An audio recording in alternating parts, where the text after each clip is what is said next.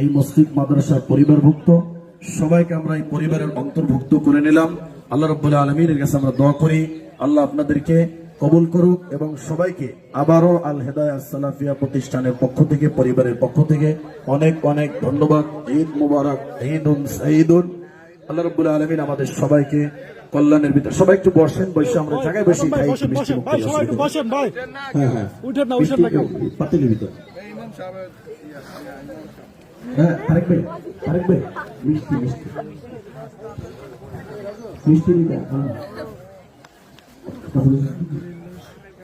বলে দেন।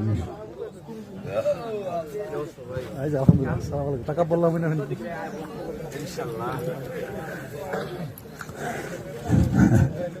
সব বড় লম্বা।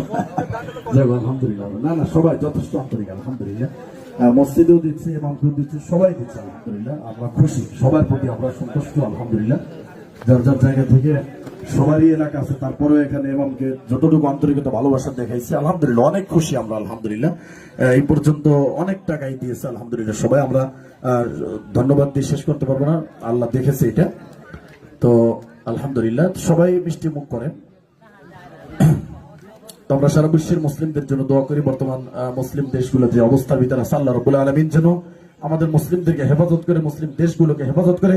আল্লাহ রাব্বুল আলামিন আমাদের মুসলিমদেরকে সবাইকে ঐক্যবদ্ধ বা এক ছাতার নিচে নিয়ে আসুক।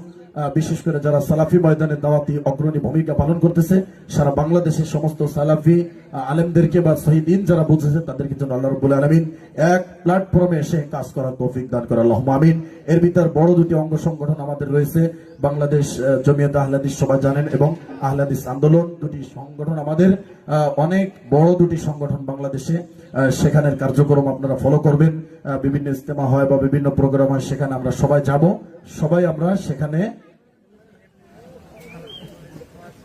আন্দোলন, আহলে হাদিস আন্দোলনের 2-3 এপ্রিলে সেখানে আবার সেই প্রোগ্রাম রয়েছে, সেখানেও আমরা সবাই যাব ইনশাআল্লাহ।